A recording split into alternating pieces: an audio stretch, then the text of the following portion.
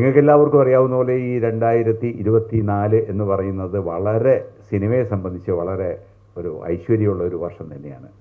രമേശ് കോറമംഗലത്തിൻ്റെ തിരക്കഥാ സംഭാഷണം രചിച്ച അദ്ദേഹത്തിൻ്റെ സ്വന്തം മായമ്മ എന്ന് പറഞ്ഞാൽ അദ്ദേഹത്തിൻ്റെ സ്വന്തം മകളെ പോലെയാണ് എനിക്ക് തോന്നുന്നത്. ഒരുപാട് സന്തോഷമുണ്ട്.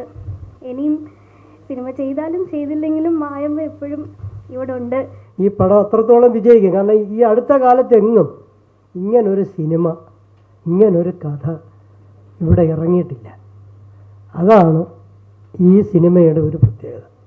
കാരണം പുള്ളുവൻ പാട്ട് നമ്മൾ കേൾക്കുമ്പോൾ വിചാരിക്കുമോ പുള്ളുവൻ പാട്ട്, പുള്ളുവൻ കഥ ഇതെന്ന് പറയും. പക്ഷേ ആ സിനിമയുടെ കാതൽ അത് കണ്ടു കഴിയുമ്പോഴേ നമുക്കത് മനസ്സിലാവും. ഭൂമി എന്ന് തന്നെ പറയും. കടലിൽ നിന്നും ഉണ്ടാകുന്ന സമയത്ത് കേരള ഭൂമിയിൽ മൊത്തം സർപ്പങ്ങളായിരുന്നു. അപ്പോൾ ഇവരെയൊക്കെ ഓരോരോ കേന്ദ്രങ്ങളിലേക്ക് ഒതുക്കിയിട്ട് മനുഷ്യവാസയോഗ്യമാക്കി മാറ്റുകയാണ് ചെയ്തത്. സർപ്പങ്ങളെ പ്രീതിപ്പെടുത്തുന്നതിന് വേണ്ടിയിട്ട് അവരുടെ ഭൂമിയിൽ നമ്മൾ താമസിക്കുന്നത് സന്തതി പരമ്പരകൾക്ക് ദോഷങ്ങൾ ഉണ്ടാകാതിരിക്കാനും ഉയർച്ച ഉണ്ടാകുന്നതിന് വേണ്ടിയിട്ട് അവരുടെയൊക്കെ അതിദേവനായ ശിവനെ ഒക്കെ പ്രകീർത്തിച്ചുകൊണ്ട് പാടുന്ന പാട്ടുകളെന്ന് ഒന്ന് ചുരുക്കി ആ ക്യാരക്ടറും അതുപോലെ തന്നെ നമ്മുടെ നായകൻ്റെ അച്ഛനായിട്ട് ഒരു വലിയ തിരുമേനിയായിട്ട് ചെറിയ എന്നാൽ കഴിയുന്ന രീതിയിൽ അത് ഒരു ചെയ്വന നടത്തിയിട്ടുണ്ട്.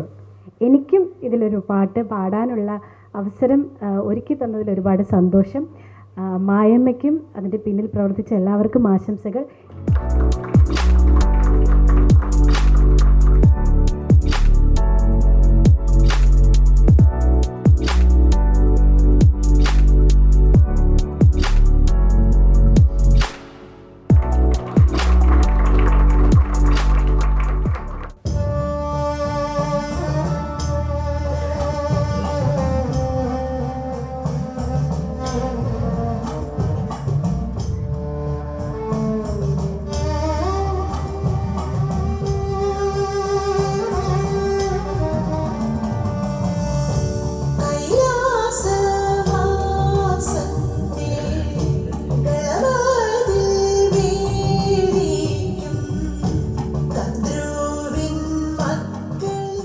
ഞാൻ രമേശ് കുമാർ കോറമംഗലം, മായമ്മ എന്ന സിനിമയുടെ റൈറ്ററും സംവിധായകനുമാണ്.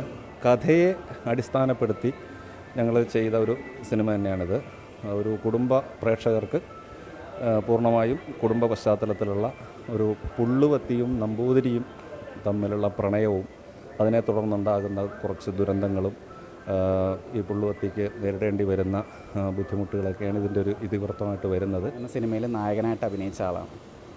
എല്ലാവരും ഈ സിനിമ കാണും എന്ന് പ്രതീക്ഷിക്കുന്നു. ഒരു പുതുമുഖ നായകനായതുകൊണ്ട് ആരും സിനിമ കാണാതിരിക്കരുത്. ഒരു നല്ല മലയാള ചലച്ചിത്രമായിരിക്കുമെന്ന് എനിക്ക് ഉറപ്പ് തരാൻ കഴിയും. ഞാൻ അങ്കിത വിനോദ്. ഞാൻ മായമ്മ സിനിമയുടെ ഓഡിയോ ആൻഡ് ട്രെയിലർ ലോഞ്ചിനാണ് വന്നിരിക്കുന്നത്.